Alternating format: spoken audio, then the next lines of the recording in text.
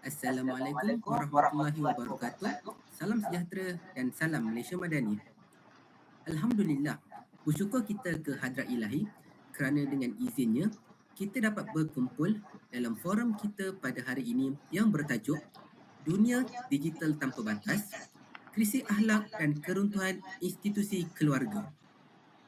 Saya, Muhammad Nur Farim bin Hamsan, selaku moderator kita pada hari ini, akan ditemani oleh dua orang panel yang cukup arif dalam bidang ini. Yang pertama, Nur Ain Nadirah binti Amran selaku panel 1 dan Nur Fatihah binti Ilyas selaku panel 2. Hadirin yang dihormati sekalian, dalam forum ini, kita akan mengupas isu kritikal yang kian membarah dalam kalangan masyarakat. Sebelum memulakan forum ini, suka untuk saya menyentuh satu isu yang berlaku di kalangan masyarakat pada hari ini, iaitu isu tersebut adalah berkaitan dengan pengabaian nafkah. Isu pengabaian nafkah ini bukan sekadar drama televisyen atau dikeratan akhbar semata-mata, tapi ia adalah krisis domestik yang amat meruncing. Bayangkan, sejak tahun 2020 sahaja, sebanyak 13,920 kes tuntutan nafkah telah berjaya diselesaikan di Mahkamah Syariah. Ini hanyalah angka yang berjaya diselesaikan. Bayangkan berapa ribu lagi yang masih tergantung tanpa pembelaan. Apa yang menyedihkan, wujud segelintir bekas suami yang seolah-olah hilang dari radar selepas bercerai. Mereka sanggup memutuskan hubungan dengan waris semata-mata mahu melepaskan diri daripada tanggungjawab. Mereka gagal membezakan antara isu peribadi dengan bekas isteri dan tanggungjawab darah daging sendiri. Akibat ego dan dendam terhadap bekas isteri, akhirnya anak-anak pula yang menjadi mangsa keadaan. Natijahnya sangat pahit untuk ditelan apabila si ayah bersikap culas. Seluruh bebanan ini kini beralih ke bahu ibu tunggal. Kita lihat ibu-ibu ini terpaksa bergelut, bekerja lebih masa dan menghadapi tekanan kewangan yang amat mendesak demi kelangsungan hidup. Paling menyayak hati, kebajikan asasi anak-anak sama ada dari segi material maupun emosi terabai sepenuhnya. Bagaimana seorang anak mahu membesar dengan sihat jika mereka kekurangan keperluan asas dan pada masa yang sama mereka rasa dibuang oleh bapa kandung sendiri? Cukuplah rasanya perkongsian saya ini. Kini tibalah masanya untuk kita mendengar pendapat ahli panel kita. Dunia hari ini bergerak serpantas kilat dengan kemajuan teknologi, namun di sebalik kemudahan skrin di hujung jari, masyarakat kini sedang bergelut dalam pelbagai penyakit sosial yang semakin membimbangkan.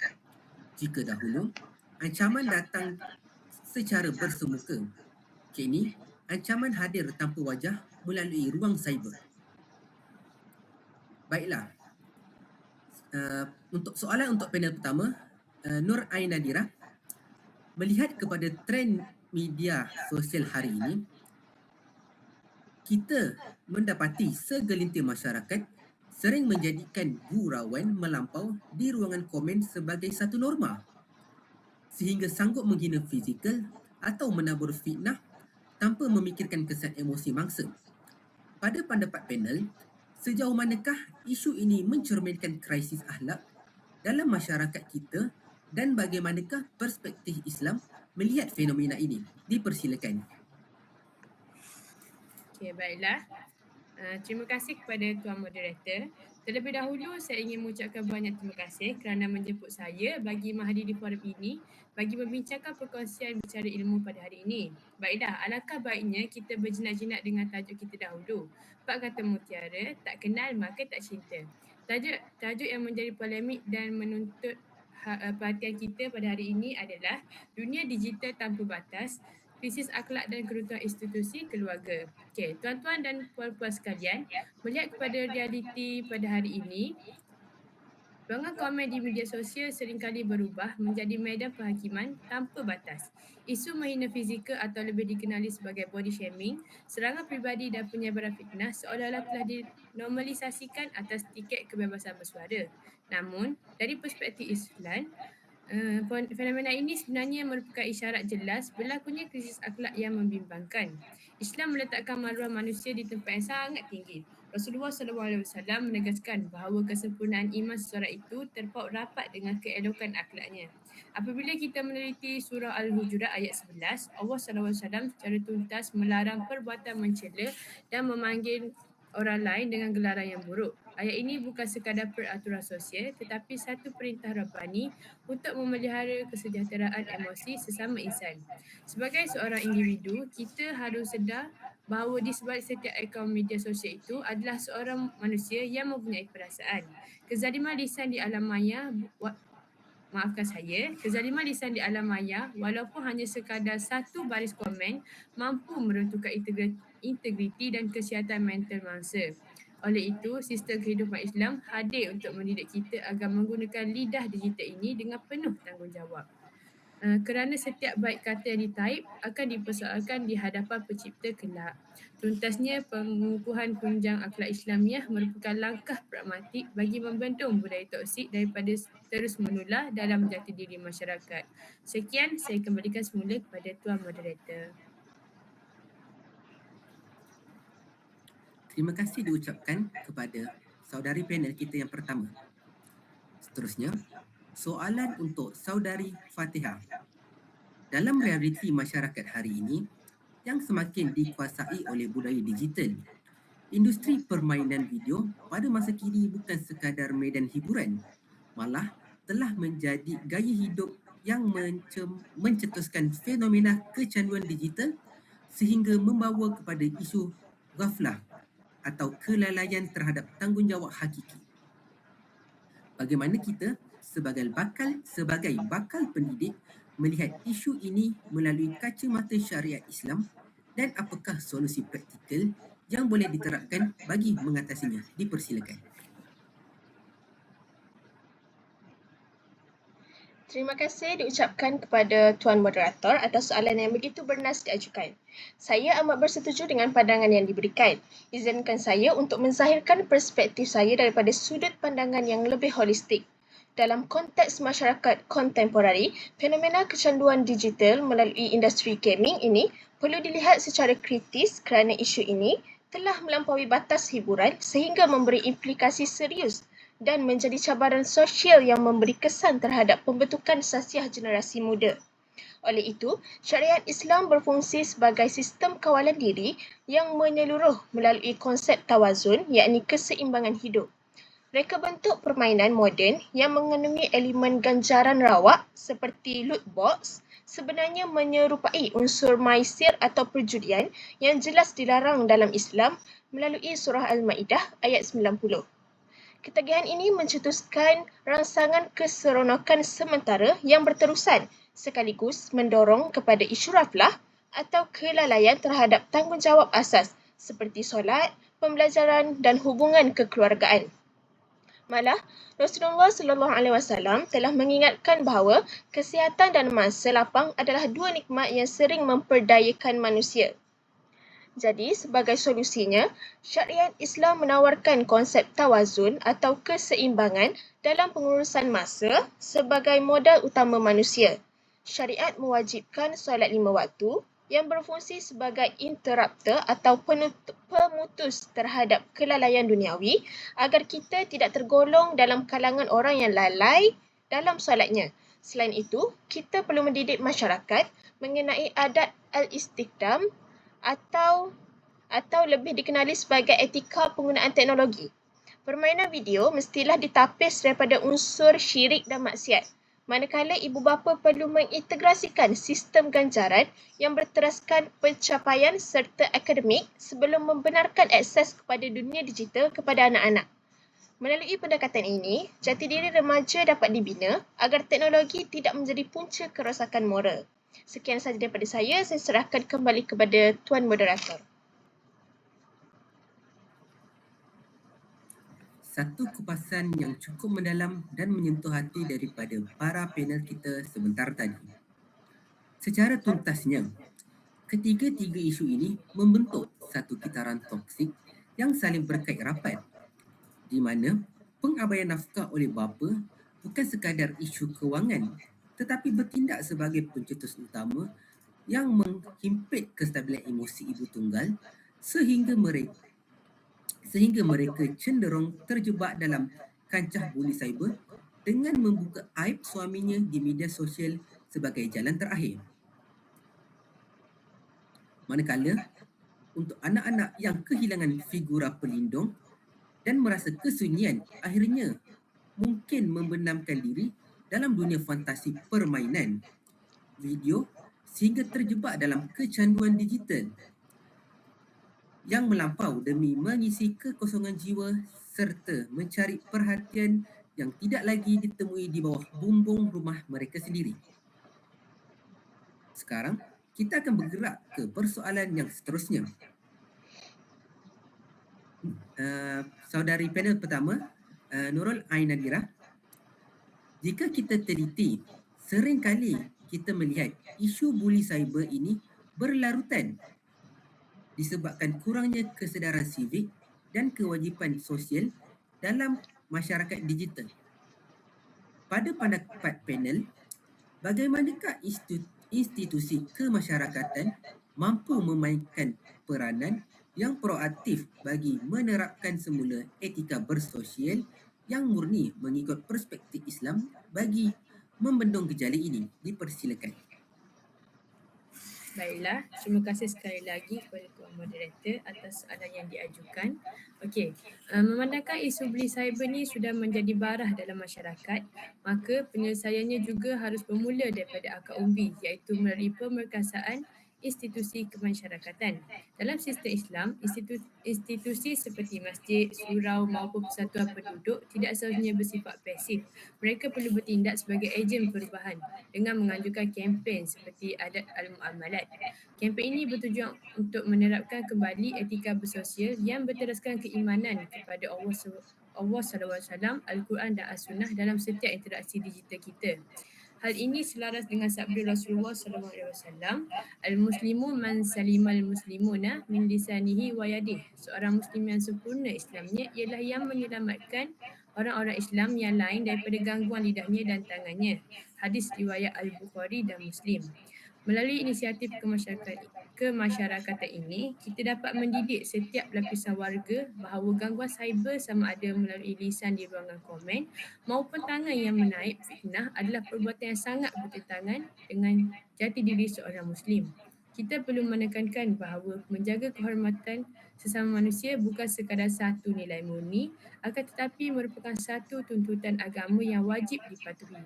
Apabila setiap individu dalam komuniti sedar bahawa lidah digital mereka akan dipersoalkan di akhirat kelak, barulah kesejahteraan bersama di alam maya dapat diwujudkan secara kolektif. Sebagai kesimpulan, peranan proaktif institusi dalam menyamai etika ini adalah kunci untuk memastikan anak-anak didik kita dan masyarakat umumnya memiliki benteng akhlak yang kukuh daripada terjebak dalam budaya buli cyber. Sekian, saya kembalikan kepada Tuan Moderator. Jawapan yang sungguh menarik. Seterusnya, soalan untuk Saudari Fatihah. Ruang cyber kini sering dicemari dengan penyebaran fitnah dan budaya buli cyber yang mampu merosakkan maruah serta kehormatan masyarakat. Pada pandangan ahli panel, bagaimanakah prinsip Islam dapat dijadikan benteng dalam mendepani krisis etika digital ini demi melahirkan peradaban digital yang berintegriti? Dipersilakan. Baiklah, terima kasih sekali lagi diucapkan kepada Tuan Moderator atas soalan yang begitu tajam dan menuntut penelitian kritis yang mendalam. Menyentuh mengenai krisis etika cyber, kita dapati media sosial bukan lagi wahana komunikasi, malah sering disalahgunakan sebagai medium untuk menghina, menyebarkan fitnah dan membuka aib individu demi meraih perhatian. Isu ini berkait rapat dengan apa yang telah dijelaskan oleh panel 1 tadi. Oleh itu, gejala seperti buli cyber dan pembunuhan karakter ini sebenarnya mencerminkan keruntuhan sistem akhlak dalam muamalah atau interaksi di alam maya. Impaknya sangat dahsyat kerana boleh menjejaskan kesejahteraan emosi mangsa, mencetuskan trauma serta merosakkan keharmonian masyarakat melalui penyuburan budaya prasangka. Hal ini secara tuntas melangkah arus prinsip Islam yang meletakkan kemuliaan maruah manusia sebagai salah satu daripada maqasid syariah yang wajib dipelihara. Bagi menepani cabaran ini, syariah Islam menawarkan prinsip tabayun iaitu tuntutan untuk melakukan pengesahan maklumat dengan teliti. Sebagaimana firman Allah Subhanahu Wa Taala dalam surah Al-Hujurat ayat 6, yakni wahai orang-orang yang beriman, jika seseorang fasik datang kepadamu membawa berita penting, maka telitilah kebenarannya agar kamu tidak mencelakakan sesuatu kaum kerana ketidaktahuanmu yang berakibat kamu menyesali perbuatan itu. Kita diperintahkan untuk menyelidik kebenaran sesuatu berita agar tidak mencelakakan pihak lain yang akhirnya membawa kepada penyesalan. Dalam era ledakan maklumat ini, kebijaksanaan menyaring kebenaran adalah lambang intelektualisme seorang mukmin. Selain itu, kita perlu membugarkan jati diri, yakni digital takwa dalam masyarakat di mana setiap individu sedar bahawa setiap hantaran di media sosial akan hisab di akhirat kelak. Rasulullah SAW juga menegaskan bahawa seorang Muslim yang sejati adalah mereka yang memastikan orang lain selamat daripada kejahatan lidah dan tangannya, yang mana dalam konteks moden merujuk kepada penulisan di papan kekunci. Tuntasnya, penerapan Islam yang syumul dan holistik adalah formula tunggal untuk melahirkan generasi digital yang berintegriti di mana teknologi tidak lagi memimpin nafsu tetapi dipimpin oleh cahaya wahyu dan akhlak yang luhur. Sekian sahaja daripada saya kembalikan kepada Tuan Moderator.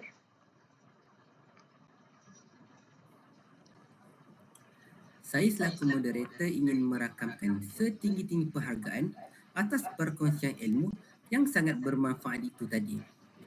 Alhamdulillah, satu perbincangan yang cukup tuntas dan memberikan kita banyak perspektif baharu. Sebagai rumusan kepada forum kita pada hari ini, dapatlah kita simpulkan bahawa dunia digital yang kita diami sekarang adalah seperti sebilah pisau yang bermata dua. Isu buli cyber sebagaimana yang dikupas oleh ahli panel 1 bukan sekadar isu komen negatif tetapi merupakan barah krisis akhlak yang melanggar prinsip maruah dalam Islam. Penyelesaiannya bermula dengan memperkasakan institusi masyarakat untuk menerapkan etika adal al-muamalat agar lidah digital kita tidak menjadi ejen pemusnah maruah orang lain. Bagi isu kecanduan digital pula, seperti yang dijelaskan oleh panel 2, ketagihan permainan video boleh membawa kepada ghaflah, iaitu kelalaian yang merosakkan sahsiah. Solusinya terletak pada konsep tawazun, iaitu keseimbangan hidup melalui solat 5 waktu sebagai pemutus kelalaian serta penerapan adab al-istikhdam, etika penggunaan teknologi dalam institusi keluarga. Dan yang terakhir, kesan domino berkaitan dengan pengabaian nafkah. Apa yang paling memberi kesan adalah bagaimana isu pengabaian nafkah bertindak sebagai punca utama yang meruntuhkan emosi ibu tunggal dan menghumban anak-anak ke kancah kecanduan digital demi mencari peleraian emosi. Akhir kata, peradaban digital yang berintegriti hanya dapat dibina jika kita membangunkan jati diri dan prinsip tabayun semak sebelum sebar dalam diri. Janganlah biarkan teknologi memimpin nafsu kita, tetapi biarlah wahyu dan akhlak yang memimpin teknologi kita. Terima kasih saya ucapkan kepada barisan panel, Saudari Ain Nadirah dan Saudari Fatihah yang hebat serta hadirin yang setia mendengar. Saya sudahi forum ini dengan wabillahi taufiq wal hidayah. Wassalamualaikum warahmatullahi wabarakatuh. Sekian, terima kasih.